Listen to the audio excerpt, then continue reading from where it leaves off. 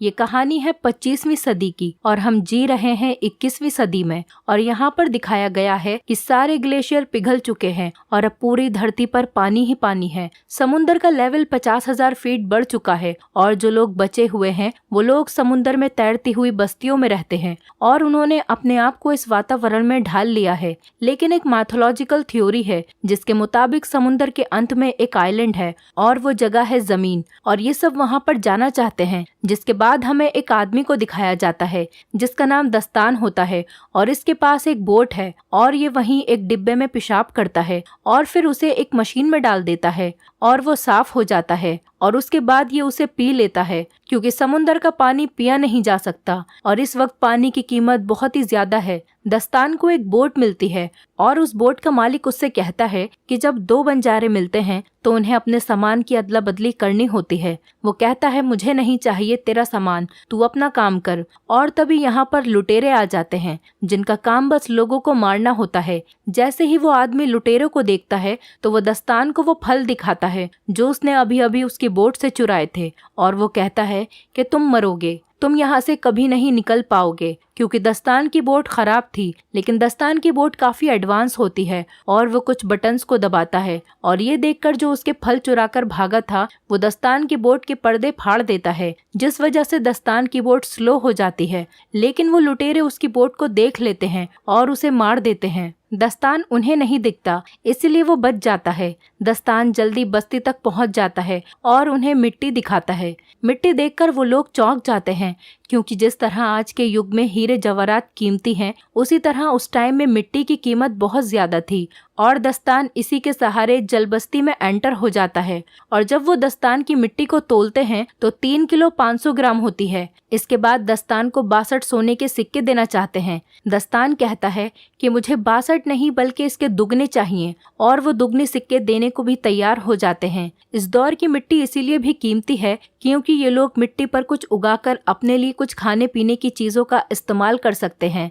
दस्तान सिक्के लेकर एक दुकान पर जाता है और पीने के लिए पानी खरीदता है। वहीं दस्तान देखता है कि एक टमाटर का पौधा है जिसे वो खरीदना चाहता है। दुकान वाली लड़की कहती है अगर ये पौधा तुम्हें चाहिए तो तुम्हें मुझे आधे सिक्के देने होंगे। अब दस्तान को पौधा चाहिए था, इसीलिए वो सिक्के दे देता है और पौधा ले लेता है। इस दुकान वाली लड़की का नाम था देवसेना और इसके साथ एक और लड़की भी थी जिसका नाम था अवंतिका। देवसेना इसकी गार्जियन थी। दस्तान अपना पौधा खरीदकर वहां से जा रहा था, तभी उस बस्ती के कुछ लोग उसके पास आते हैं और उनके पास एक लड़की होती है और वो दास्तान से कहते हैं कि तुम इस लड़की के साथ संबंध बनाओ और जब ये गर्भवती हो जाए तो तुम यहाँ से सामान लेकर जा सकते हो। बस्ती वाले दास्तान को ऐसा इसलिए कहते हैं क्योंकि दास्तान इनकी बस्ती का नहीं है, वो बाहर से आया है और इनकी बस्ती वाले की जो प्रजाति है वो कमजोर है। लेकिन दास्तान उन्हें साफ मना कर देता है। वो कहता है कि तुम्हारे पास कुछ भी नहीं है मुझे देने के लिए। दास्तान जाने लगता है,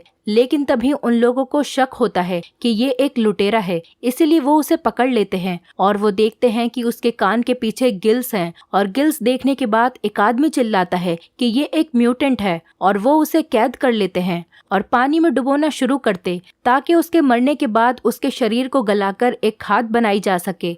लेकिन उससे पहले कि दास्तान पानी में डूबे, लुटेरे उस बस्ती में हमला कर देते हैं। दास्तान डूबने लगता है, तभी उसकी मदद के लिए वहां देवसेना आती है। वो कहती है कि मैं तुम्हें बचा सकती हूँ, लेकिन बदले में तुम्हें हमें अपने साथ ले जाना होगा। दास्तान मान जाता है और ये तीनों यहाँ से फरार हो जाते हैं और लुटेरे बस्ती को तबाह करके उस पर कब्जा कर लेते हैं। लुटेरों का सरदार कहता है कि मुझे टैटू वाली लड़की चाहिए। दरअसल ये अवंतिका के बारे में बात कर रहे होते हैं। अवंतिका के पीठ पर एक टैटू होता है जो कि इनका मानना है कि वो ड्राई लैंड तक पहुंचने का रास्ता है। यहाँ पर 3 तरह के समुदाय रहते हैं। एक लुटेरे जिनका काम बस मरना और मारना है, दूसरे आम इंसान जो बस्ती में रहकर गुजारा करते हैं और तीसरे म्यूटेंट जिनके कान के पीछे गिल्स होते हैं।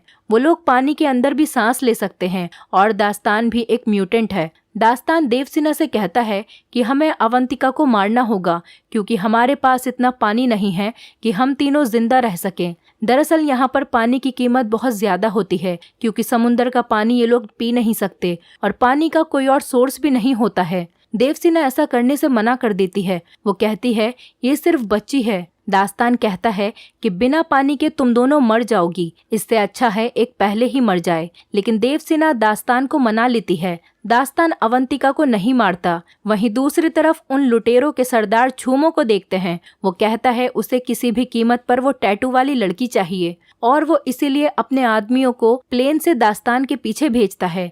वो लोग दास्तान के पास पहुंच जाते हैं और उन पर हमला बोल देते हैं। दास्तान हथियार लेने अंदर जाता है और ऊपर देवसेना को लगता है कि दास्तान भाग गया है, इसीलिए देवसेना खुद उस लड़ाई में कूद पड़ती है और वहां पर एक बंदूक होती है और देवसेना प्लेन पर हमला कर देती है। बंदूक से एक तार निकालती है जो बोट से जुड़ी हुई थी और वो सीधा प्लेन में फंस जाती है। प्लेन अब बोट के चारों ओर चक्कर लगाने लगता है। तभी दास्तान वहां पर आ जाता है और बड़ी मुश्किल से उस तार को काटता है और प्लेन वहां से चला जाता है। लेकिन दास्तान की बोट का पूरी तरह से कबाड़ा हो जाता है और गुस्से में आकर वो देवसेना और अवंतिका के बाल काट देता है और कहता है कि आज के बाद मेरी बोट पर किसी भी चीज को नहीं छूना।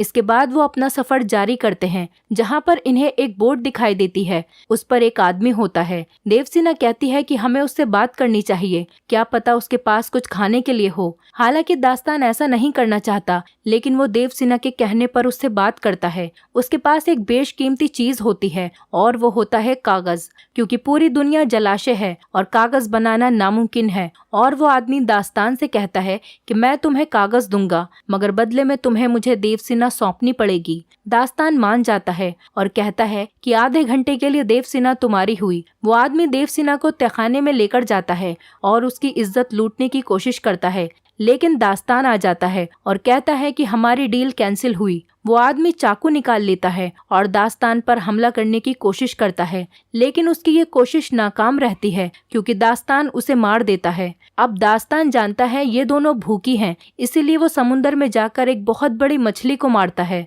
और अब ये पेट भरकर खाना खाते हैं। धीरे धीरे साथ रहने की वजह से दास्तान की देवसेना से दोस्ती हो जाती है और अब वो अवंतिका को तैरना भी सिखाता है। जहाँ तो वो इनके साथ रहना पसंद नहीं कर रहा था, लेकिन अब वो इनका हिस्सा बन चुका है। एक दिन दास्तान देखता है कि वो लुटेरे इनको ढूंढ रहे हैं क्योंकि इन्हें अवंतिका चाहिए। अवंतिका की पीठ पर जो ड्राई लैंड का नक्शा है वो उनको चाहिए था। दास्तान अपनी सुइल बुल से यहाँ से निकल जाता है, लेकिन उसे शक हो जाता है कि लुटेरे मेरा पीछा क्यों कर रहे हैं, मेरी तो उनके साथ कोई दुश्मनी भी नहीं है। देवसेना बताती है कि अवंतिका की पीठ पर जो ड्राई लैंड का नक्शा है वो लुटेरों को चाहिए। दास्तान कहता है ये बेवकूफी है, ऐसी कोई जगह नहीं है। इस पर देवसेना कहती है कि ऐसी जगह है। जब अवंतिका हमें मिली थी तब उसकी टोकरी में भी मिट्टी थी और वो मिट्टी तुम्हारी मिट्टी से ज्यादा खूबसूरत और बेहतरीन थी। और साथ ही तुम्हारी बोट में जो चीजें हैं, शीशा या फिर गाना बजाने वाला बॉक्स, वो सूखी धरती पर ही मिलते हैं क्योंकि समुद्री दुनिया में ऐसी चीजें नहीं हैं।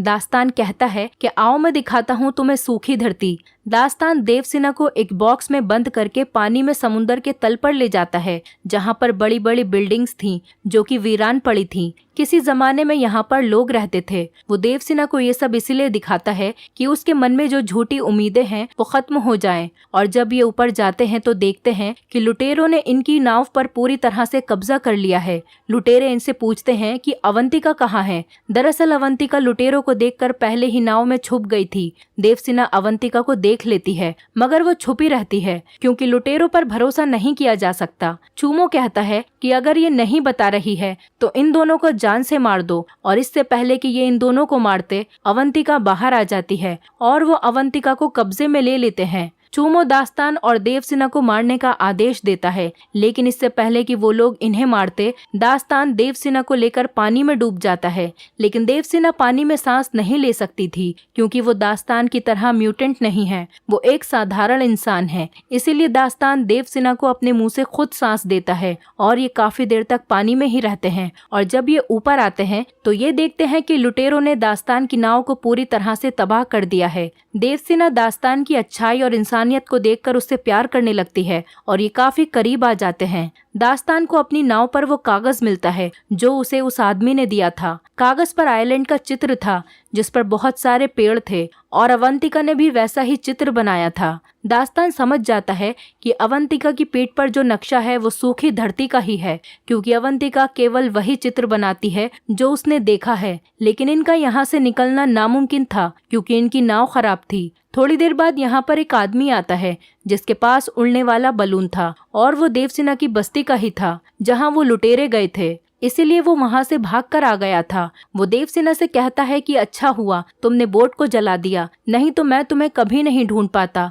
क्योंकि धुएं की वजह से ही मैं यहाँ तक पहुँचा हूँ। और वो इन दोनों को बलून पर ले आता है। लेकिन यहाँ से दास्तान डिसाइड करता है कि वो अवंतिका को ढूंढ कर लाएगा। वो उस बड़े जहाज पर पहुँच जाता है जहाँ पर वो लुटेरे थे। दास्तान चूमो के सामने खड़े होकर कहता है कि मुझे वो बच्ची चाहिए। चूमो कहता है कि बेटा अब तुम जिंदा वापस नहीं लौटोगे। दास्तान एक मशाल निकालता है और पास ही में एक टैंक में डाल देता है जिससे एक बहुत बड़ा ब्लास्ट होता है और उसके बाद सारे आदमी मारे जाते हैं। दास्तान अवंतिका को ढूंढने लगता है लेकिन वो देखता है कि चूमो अवंतिका को प्लेन में उड़ाकर ले जाता है। दास्तान प्लेन को रस्सी से अटकाकर क्रैश करवा देता है। अब ये विशाल जहाज डूब रहा था, लेकिन इससे पहले जहाज डूब पाता वहाँ पर देवसेना उड़ने वाला बलून लेकर आ जाती है और उनको बचा लेती है। और तभी जहाज पर एक बहुत बड़ा ब्लास्ट होता है जिससे लगभग सारे लुटेरे मारे जाते हैं। लेकिन चूमो अभी भी जिंदा बचा हुआ था और वो एक गन से अवंतिका पर गोली चलाता है।